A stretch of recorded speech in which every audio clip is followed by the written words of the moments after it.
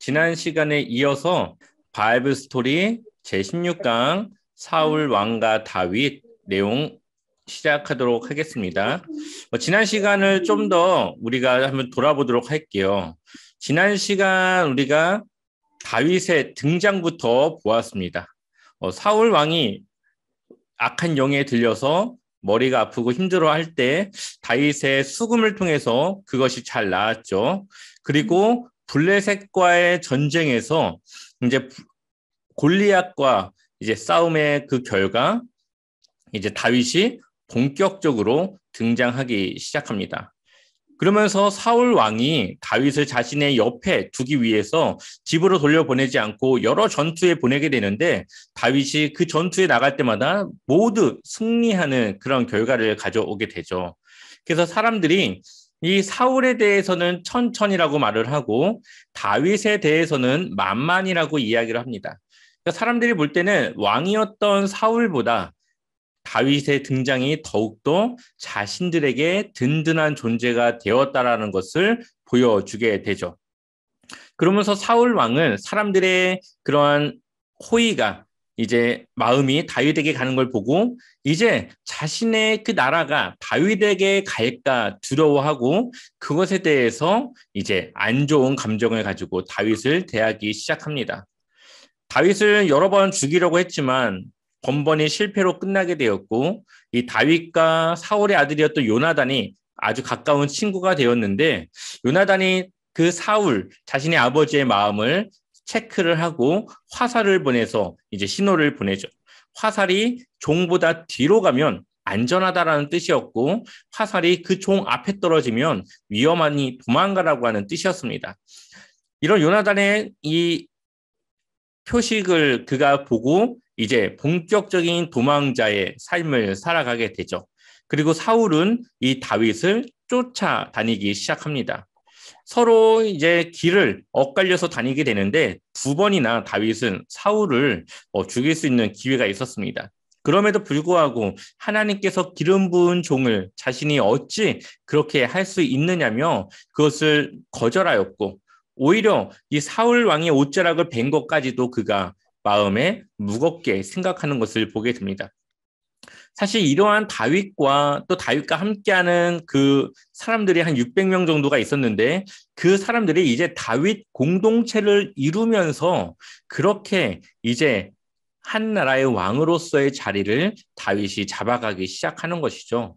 그리고 하나님의 방법과 하나님의 마음으로 대하는 그런 다윗의 모습을 통해서 하나님이 원하셨던 이상적인 왕의 모습을 다윗이 갖고 있었음을 우리가 볼 수가 있습니다. 다윗은 이제 지난번 우리가 보았던 룻의 후손이죠. 룻으로부터 나오는 그러한 족보 이제 가문을 통해서 이 다윗이 나왔음을 우리가 보게 됩니다. 그러니 이런 하나님의 이야기와 역사가 이러한 흐름 속에서 이어져 가고 있음을 우리가 볼 수가 있습니다. 오늘 한번 말씀을 볼 텐데요. 먼저 사무엘상 27장 1절부터 6절까지를 한번 읽어볼 텐데 우리 먼저 1절 말씀을 같이 읽어보겠습니다. 함께 읽겠습니다. 다윗이 그 마음에 생각하기를 내가 후일에는 사울의 손에 잡히리니 블레셋 사람들의 땅으로 피하여 들어가는 것이 좋으리로다. 사울이 이스라엘 온 영토 내에서 다시 나를 찾다가 단념하리니 내가 그의 손에서 벗어나리라 하고 이제 다윗이 언제까지 도망 다닐 수 없다라는 생각을 하게 됩니다. 그러면서 그가 어디로 가기로 해요? 블레셋 사람들의 땅으로 들어가기로 해요. 그 전에도 한번 이 가드 왕 아기스에게로 도망갔던 적이 있었죠. 도망 다닐 때. 그때 막 미친 척을 하면서 침을 흘리면서 자신이 옛날에 그 다윗이 아니라는 것처럼 이제 막 연기를 했었는데 이제는 이 블레셋 사람들의 땅으로 들어가서 정착을 하기로 마음을 먹게 되는 거예요. 그러면은 이 적군의 땅이기 때문에 더 이상 이 사울이 자신을 쫓아오지 못할 것이라고 하는 그러한 생각을 하게 됩니다. 자, 2절 말씀 한번 읽어보겠습니다. 함께 읽겠습니다.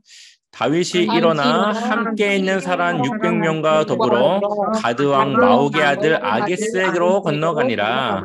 아멘. 자, 가드 왕 마옥의 아들 아게스에게로 갔습니다. 근데 그와 함께 있는 사람 몇 명이에요? 600명이에요. 그러니까 다윗은 이 600명의 사람들과 함께 다윗 공동체를 통해서 이제 이 한 나라의 왕으로서의 역할을 그가 시작하게 된 겁니다. 자, 3절 말씀을 보게 되면은 다윗과 그의 사람들이 저마다 가족을 거느리고 가드에서 아기스와 동거하였는데 다윗이 그의 두 아내 이스라엘 여자 아이노암과 나발의 아니었던 갈멜 여자 아비가일과 함께 하였더니 자 이제 다윗의 가족과 또 그의 부하들의 가족들이 이제 함께 이제 모여 있는 거죠. 그래서 가드에서 이제 함께 이제 동거하며 이 아기스와 함께 살고 있는데 이때 당시 다윗은 두 아내가 있었습니다. 전에 나발의 그러한 아내였던 아비가일과 이스라엘 여자였던 아히노암이 함께 그 가족을 이루고 있었습니다.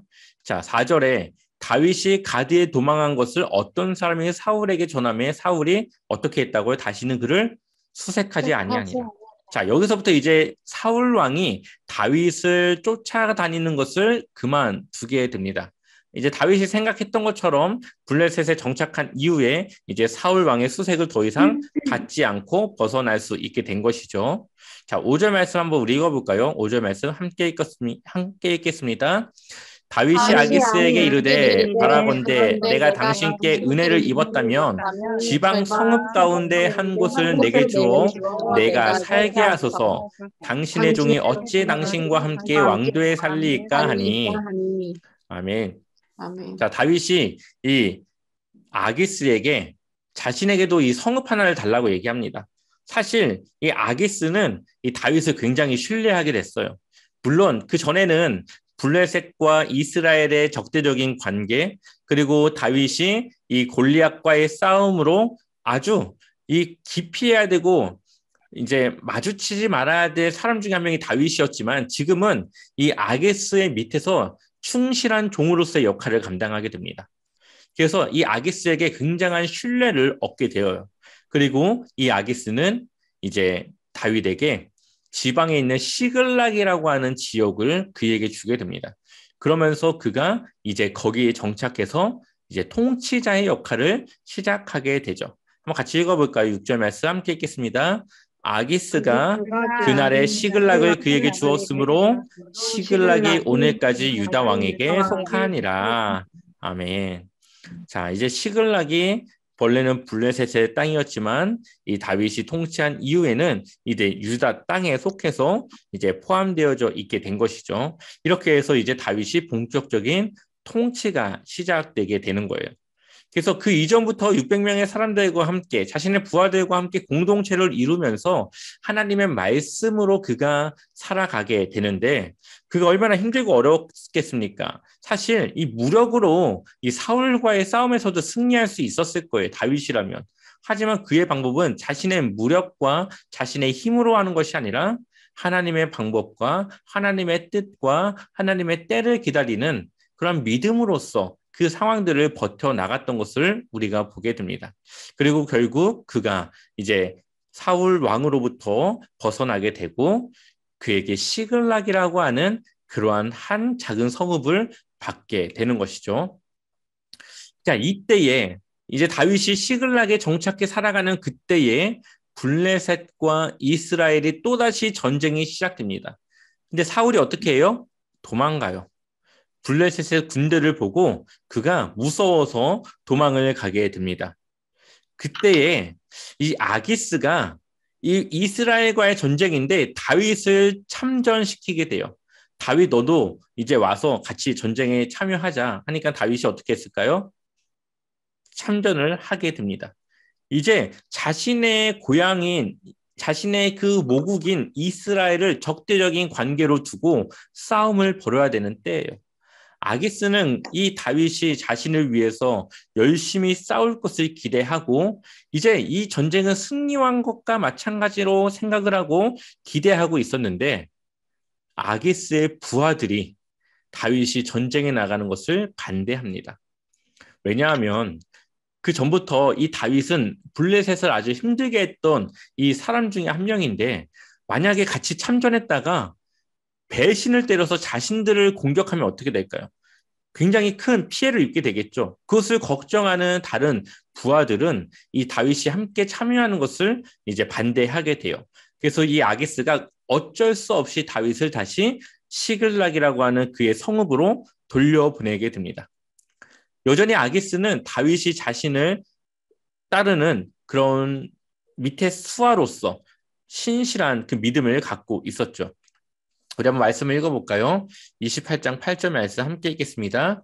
사울이 다른 옷을 입어 변장하고 두 사람과 함께 갈새 그들이 밤에 그 여인에게 이르러서는 사울이 이르되 청하노니 나를 위하여 신접한 술법으로 내가 내게 말하는 사람을 불러올리라 하니. 아멘. 사울이 아까 이 블레셋과의 전쟁에서 어떻게 했다고 그랬죠? 도망갔다고 그랬죠. 그냥 도망간 것이 아니라 그가 혹시 걸릴까봐 다른 사람의 옷을 입어서 변장을 하고 도망을 갑니다. 그리고 간 곳이 어디냐? 이제 뭐라고 해야 되지? 이제 점을 보는 여인에게 가요. 이것은 이제 좀 나중에 이 관련된 구절들은 난해 구절, 이제 해석할 수 없는 구절이라고 하는데 여기에서 그가 사무엘을 불러내고 사무엘과 이야기하는 장면이 나옵니다. 이게 어떻게 된 건지는 사실 잘 우리가 이해할 수가 없고 이것을 어떻게 해석할 수가 없는 그런 난해 구절이지만 어쨌든 이러한 일이 있게 됩니다. 그래서 사울이 도망을 갔다. 근데 이 다윗이 다시 다윗에게로 돌아왔어요. 다윗이 아까 전쟁을 참여하려다가 다시 지역으로 돌아가게 되었죠. 그때 이제 그가 돌아왔는데 자신이 통치하던 이 시글락이 자신이 없는 사이에 이 아말렉에 의해서 불살라지게 됩니다. 불살라졌다고 하는 것은 거의 초토화되었다고 생각을 하시면 돼요. 그때의 두 아내를 이제 빼앗기게 되었고 그리고 그의 모든 이제 다른 가족들과 이제 종들과 가축들과 모든 것을 그가 이제 빼앗기게 됩니다. 그가 그것을 되찾아야 되는데 시간이 너무 늦었을까라는 생각을 하게 돼요. 그때 하나님께 묻습니다. 하나님, 제가 지금 가면 따라잡을 수 있을까요? 그랬더니 하나님이 따라잡을 수 있다. 지금 가라 해서 그가 하나님의 그 메시지를 듣고 그가 그 아말렉을 향해 가기 시작합니다. 그리고 아말렉을 다시 그가 처치하고 다윗이 그 전리품들을 다시 다 찾아와요. 자, 여기서 이제 중요한 사건 하나가 나타나는데 바로 이 전리품을 나누는 방법입니다. 다윗은 하나님의 방법으로 하나님이 원하시는 방법으로 이 전리품을 나누게 됩니다. 자, 우리 30장 8절 말씀 함께 읽어보겠습니다. 다윗이 여호와께 묻자와 이르되 내가 이 군대를 추격하면 따라잡겠나이까 하니 여호와께서 그에게 대답하시되 그를 쫓아가라. 내가 반드시 따라잡고 도로 찾으리라. 아멘. 자, 이제 다윗이 누구의 의견을 묻습니까? 하나님의 의견을 묻죠. 다윗은 늘 이렇게 하나님의 의견, 하나님의 그런 마음을 묻는 사람이었어요. 그래서 하나님이 무엇을 원하시는지를 먼저 묻고 행했던 사람이죠. 자, 이것이 바로 다윗의 통치였습니다. 자, 24절 말씀도 한번 읽어볼까요? 함께 읽겠습니다. 이 일에 누가 너희에게 듣겠느냐? 전장에 내려갔던 자의 분깃이나 소유물 곁에 머물렀던 자의 분깃이 동일할지니 같이 분배할 것이니라 하고 25절도 읽어볼게요. 그날부터 다윗이 이것으로 이스라엘의 율례와 규례를 삼았더니 오늘까지 이르니라. 아멘. 이게 무슨 얘기냐면요. 아까 다윗에게 600명의 사람들이 있다고 그랬죠. 600명의 사람들이 이 아말렉을 쫓아가기 시작합니다. 그런데 이 얼마나 이 전속력으로 달렸겠어요. 이 힘들다 보니까 나고자가 생기게 되는데 그 사람들이 한 200명 정도가 됐어요. 그래서 그 사람들은 남아서 그들의 갖고 있는 물건들 그런 것들을 지키면서 돌아올 때까지 기다리게 만듭니다. 그리고 다윗이 모든 것을 다 끝내고 돌아올 때에 이 아말렉으로부터 다시 그가 빼앗았던 전리품에 대해서 이제 분배를 해야 되는데 그 분배할 때 이제 이 아말렉과의 전투에 참여하는 400명이 있고 참여하지 않고 기다렸던 200명이 있지 않습니까? 근데 다른 사람들은 저 사람들은 한 것도 없고 싸움도 참여하지 않았고 여기서 기다렸던 낙오자들이니까 지 200명들에게는 전리품 주지 말고 우리끼리 나눕시다. 이렇게 얘기를 했어요. 그런데 다윗이 아니다. 하나님은 그것을 원하지 않는다. 저 사람들도 우리와 함께한 사람들이고 저들도 한 일이 있지 않느냐. 저 사람들도 함께 동일하게 우리의 전리품을 분배해야 된다 해가지고 똑같이 그 사람들하고도 분배를 하게 되어져요. 그래서 모든 사람들이 다 그 전리품을 나눠 갖게 되어지죠. 그리고 이것이 바로 이스라엘의 율례와 규례. 이게 그 이스라엘의 이제 법이 되었다는 거예요. 그것이 전통이 되었다는 거예요. 자, 다윗은 하나님의 마음과 하나님의 생각으로 늘 일했던 것을 우리가 보게 됩니다. 그래서 다윗이 통치하는 나라가 바로 하나님이 원하셨던 하나님의 말씀으로 통치되는 그런 나라가 되었던 것이죠. 자, 이렇게 다윗은 자신이 통치하는 그 나라와 그 마을들을 하나님의 방법으로 통치해 나가는 것을 보여주기 시작합니다. 그러면서 이제 사무엘상 마지막 부분인데요. 자, 사울이 도망을 가는 중에 두 아들들은 블레셋에 의해서 죽음을 당하게 됩니다. 사울도 활에 맞아서 부상을 당해요. 그래서 어차피 이 부상을 당해서 죽을 수밖에 없는 그러한 상황이 놓여지게 됩니다. 그랬더니 자신의 그 무기를 들고 있는 이 사람에게 자신을 죽여달라고 이야기를 해요. 그랬더니 그 사람이 쉽게 그것을 하지 못하는 거죠. 그랬더니 사울이 그 칼에 세워져 있는 그 앞으로 꼬꾸라져서 스스로 그 칼에 이제 맞아서 마지막을 맞게 됩니다. 이렇게 사울의 마지막은 처참하게 끝을 맺게 되어져요. 처음에 그가 시작할 때는 누구보다 키가 컸고 외적인 그런 조건이 아주 훌륭한 왕이었지만 결국엔 하나님과 함께하지 않았던 이 사울 왕의 모습은 초라했고 마지막은 스스로 그렇게 죽음을 자초해야 될 아주 안타까운 모습으로 마지막을 맞이했던 것을 보게 됩니다. 자, 이러한 상황을 봤던 한 청년이 있는데 그가 다윗을 찾아가게 됩니다. 그리고 자신이 사울 왕을 죽였다고 거짓말을 해요. 그 청년이 원했던 건 뭘까요? 다윗이 자신의 그 공을 인정하고 자신을 뭔가 한 자리를 주거나 많은 다른 보상을 받기를 원했겠죠. 그래서 자신이 한 일이 아님에도 불구하고 그가 거짓말로 사울 왕을 죽였다고 이야기를 합니다. 다윗에게. 그랬더니 다윗은 하나님의 기름 부은 자를 너가 어떻게 그렇게 할 수 있냐면서 그 청년을 이제 죽음에 이르게 하는 것이죠. 다윗은 이 사울 왕과의 그 관계 속에서 힘들고 어려웠지만 그것이 하나님의 뜻이고 또 하나님의 세운 기름 부은 자의 그러한 일에 대해서 하나님이 책임지고 해결해 주실 것이라는 것을 늘 믿었던 사람이었어요. 그래서 늘 하나님께 맡겼던 거죠.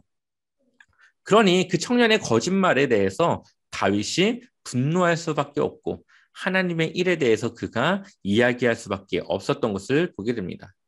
이렇게 해서 사무엘상은 마무리가 되어지게 되고 사무엘 하에 들어가면 이제 다윗이 헤브론의 통치자가 되어지게 되면서 본격적인 다윗의 그런 왕의 자리에 일들이 시작을 하게 됩니다.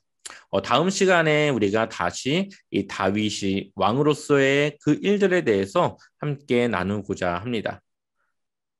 오늘은 여기까지 하고요. 다음 시간 우리 사무엘 하, 이제 다윗이 왕으로 세워지는 부분부터는 사무엘 하로 들어가거든요. 그래서 사무엘 하 다윗 왕에 대한 이야기를 우리 함께 다음 시간 나누도록 하겠습니다. 감사합니다.